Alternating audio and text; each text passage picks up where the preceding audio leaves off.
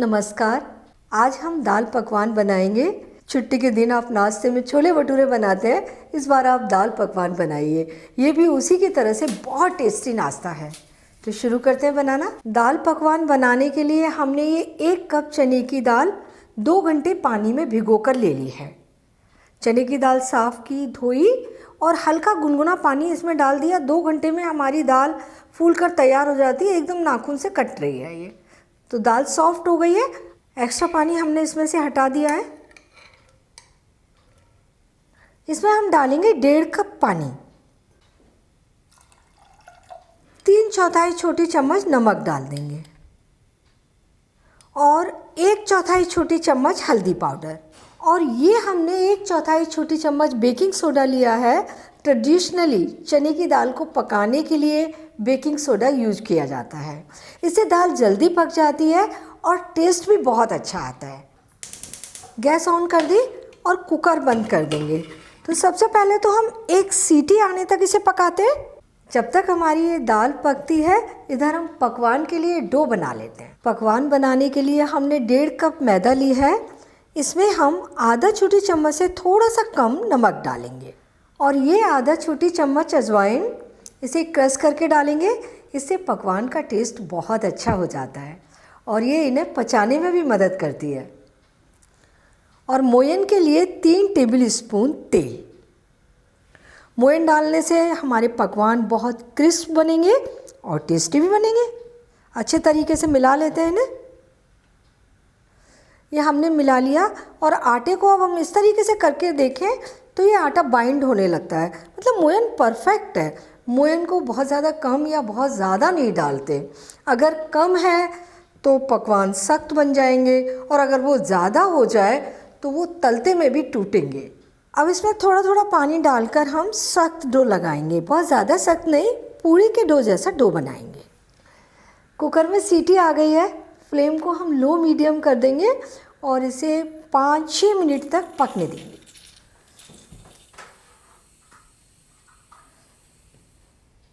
यह हमारा डो तैयार हो गया। एकदम पूरी के आटे जैसा डो लगा है। बहुत ज़्यादा सख्त नहीं है, बहुत ज़्यादा सॉफ्ट नहीं है। और इतना डो बनाने में हमने 1/3 कप पानी का यूज़ किया है। इसे ढककर हम 15-20 मिनट के लिए रख देते हैं। ये सेट हो जाएगा। दाल को हमने 6 मिनट धीमी आग पर पका लिया है। फ्लेम बंद कर देते हैं और कुकर के खुलने का वेट कर लेते हैं। कुकर का प्रेशर ख़त्म हो गया है। दाल को चेक कर लेते हैं। तो देखिए ये दाल पूरी अच्छी सी गलकर तैयार हो गई है, एकदम सॉफ्ट हो गई है। इसे हम थोड़ा मैश कर देते हैं चमचे से। ये देखिए ये हमारी दाल तैयार हो गई। अब इसमें तड़का लगा लेते हैं। तो दाल बनाने के लिए हमने ये पैन ले लिया, गरम कर लेते हैं और इसमें डालते हैं हम 2-3 टेबल स्पून तेल। घी से भी दाल बनाई जा सकती है। गरम तेल में 1 छोटी चम्मच जीरा डाल देते हैं। फ्लेम धीमी कर देंगे ताकि मसाले जले ना। जीरे को थोड़ा ब्राउन कर लेते हैं। जीरा भुन गया। ये आधा इंच अदरक का टुकड़ा एकदम बारीक कटा हुआ और ये 1 हरी मिर्च बारीक कटी हुई। और इसमें 2 हरे मिर्च हमने लंबाई में काटे हैं और 2 लाल मिर्च लिए हैं। लाल मिर्च से दाल का फ्लेवर बहुत अच्छा हो जाएगा और जो हरे मिर्च हैं उससे टेस्ट तो अच्छा आएगा ही। दूसरा ये है कि तीखा खाने वाले ये मिर्च खा सकते हैं और जिनको मिर्च ना पसंद हो वो इसे हटा देंगे। ये 1 छोटी चम्मच धनिया पाउडर, आधा पिंच हींग। हींग ज़्यादा बिल्कुल ना डालें। और ये 1/4 छोटी चम्मच हल्दी पाउडर। बारीक कटा हुआ 1 टमाटर, दाल को खट्टा स्वाद देने के लिए।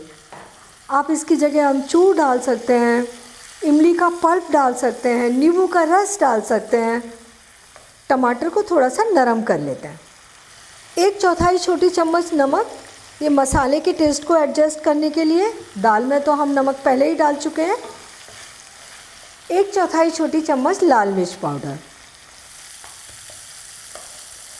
टमाटर सॉफ्ट हो गए, तड़का तैयार है। इसमें दाल डाल देते हैं।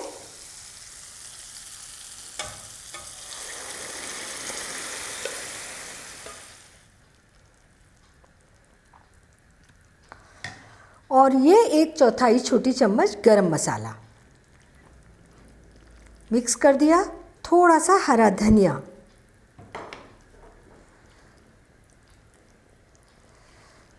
दाल को अपनी पसंद से थोड़ा सा गाढ़ा या पतला बनाया जा सकता है, लेकिन पकवान के साथ में दाल गाढ़ी अच्छी लगती है।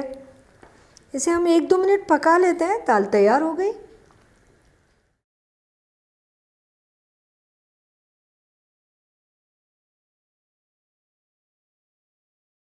इसके ऊपर थोड़ा हरा धनिया डाल के गार्निश कर देते हैं। थोड़े से अदरक जूलियंस भी डाल देते हैं, और अगर आप प्याज पसंद करते हैं तो इसके ऊपर थोड़ी बारीक कटी प्याज भी डाल दीजिए। दाल को हम ढककर रख देंगे और अब पकवान बनाएंगे। डो को रखे हुए 20 मिनट हो गए हैं, ये सेट हो गया है। इसको थोड़ा सा मसल लेते हैं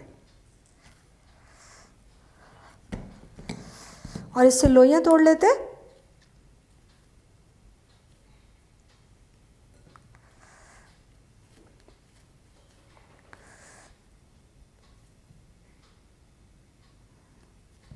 पकवान बनाने के लिए हम एक आटे का टुकड़ा उठाएंगे, इसे गोल करेंगे और दबाकर पेड़ा बना लेंगे। तो इसे हमें पतला बेलना है, पापड़ जैसा पतला तो नहीं, लेकिन चपाती से ज़्यादा पतला बेलना है। किनारों को दबाते हुए बेलेंगे। इसे हम बीच से पतला और किनारे से मोटा नहीं रखेंगे। इसे हमने बेल कर तैयार कर लिया, पतला बेला है। इसको हम फोर्क कर देंगे। हमारे पकवान फूलने नहीं चाहिए, एकदम क्रिस्प बनने चाहिए। तो ये तैयार हो गया। इसे हम एक प्लेट में रख लेते हैं और पकवान तलने के लिए हम कढ़ाई में तेल भी गरम कर लेते हैं। इसी तरीके से हम सारे पकवान बेल कर तैयार करेंगे।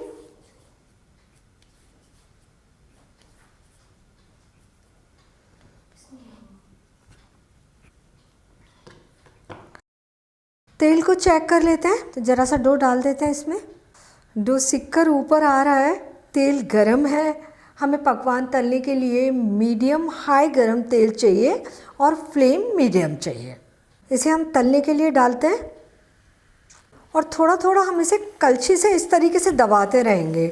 हमें इसे फुलाना नहीं है, लेकिन सीधा रखना है। और इसे 1-1.5 मिनट तलने देते हैं। ये थोड़ा नीचे से सिक चुका है, इसे पलट देंगे। हमें इसे दोनों ओर से अच्छा गोल्डन ब्राउन होने तक तलना है। ये दोनों ओर से अच्छा गोल्डन ब्राउन हो गया, निकाल लेते हैं इसे। और सारे पकवान इसी तरीके से तल लेंगे।